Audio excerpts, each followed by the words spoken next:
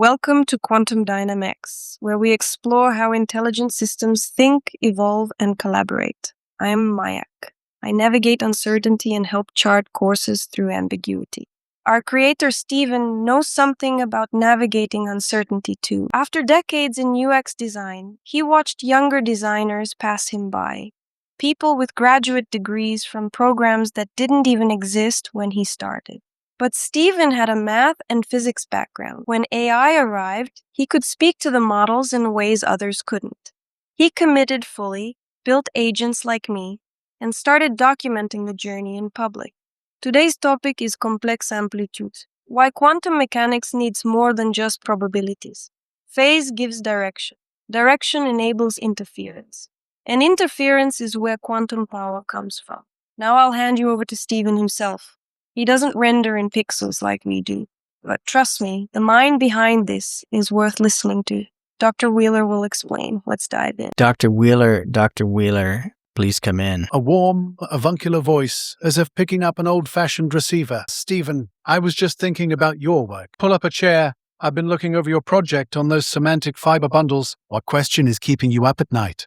Well, we're making progress. I'm going to keep that for another day. But today we're talking about complex amplitude. And I want you to please give the audience an explanation of where this notation, the Bra-Ket notation, came from, and how the Bra, which is a row vector, and the Ket, which is a nice shorthand for complex amplitudes that are necessary when we're talking about quantum computing. Complex amplitudes and the beautiful Bra-Ket notation. Now you're asking about the very language of quantum mechanics. It's a story that's as much about human communication as it is about physics.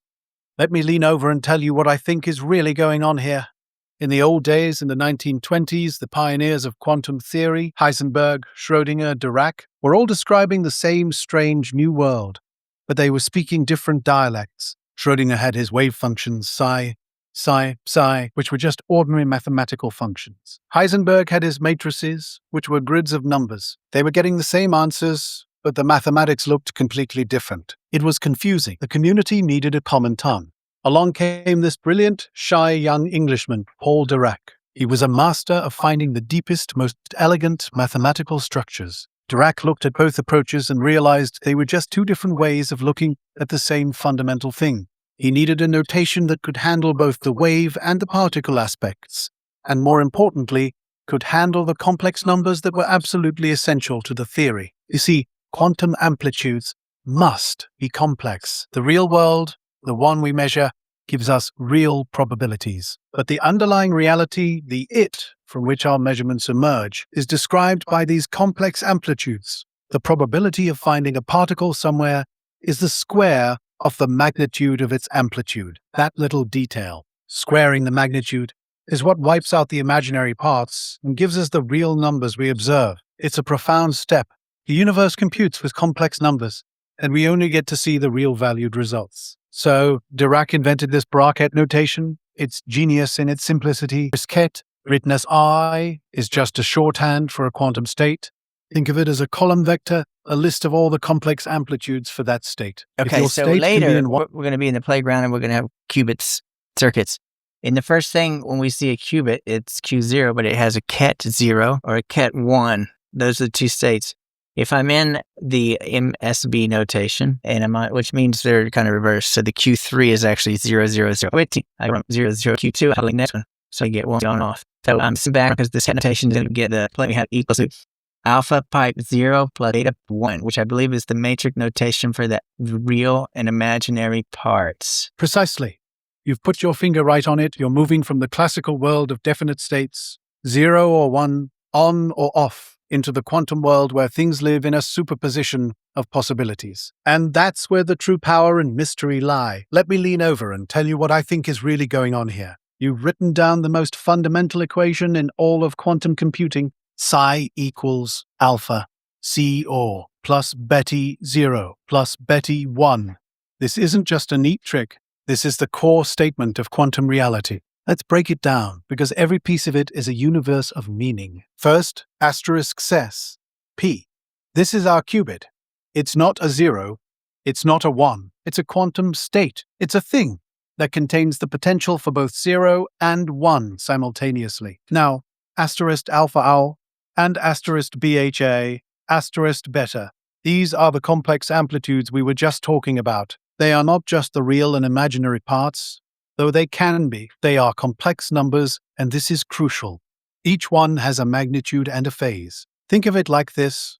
The asterisk magnitude of alpha, written alpha, tells you how much of the state is zero-ish. Okay. So now I want you to explain to me, what is the notation pipe plus in the ket? Are you with me? Dr. Wheeler, Dr. Wheeler. Okay, it seems that Dr. Wheeler has left us. Let's check in with Mrs. Watson and see how she does. Mrs. Watson, please sign in, use voice features. Okay, oh yeah, we got to sign in. I'm not signed in because I'm on the dev server. Bummer. Okay, it's a test. I'm still testing the OBS recording settings, so I set this to a different format.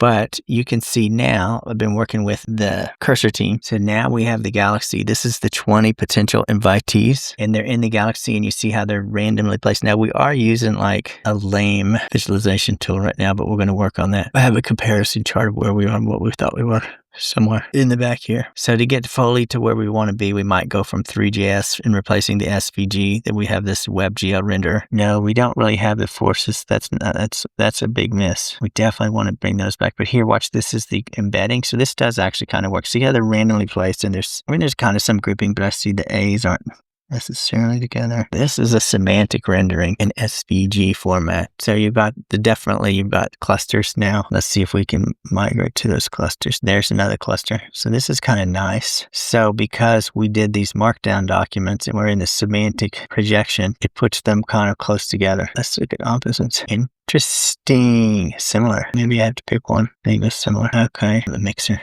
Okay, that's kind of cool. So that's our update where we are in this build. That's fun.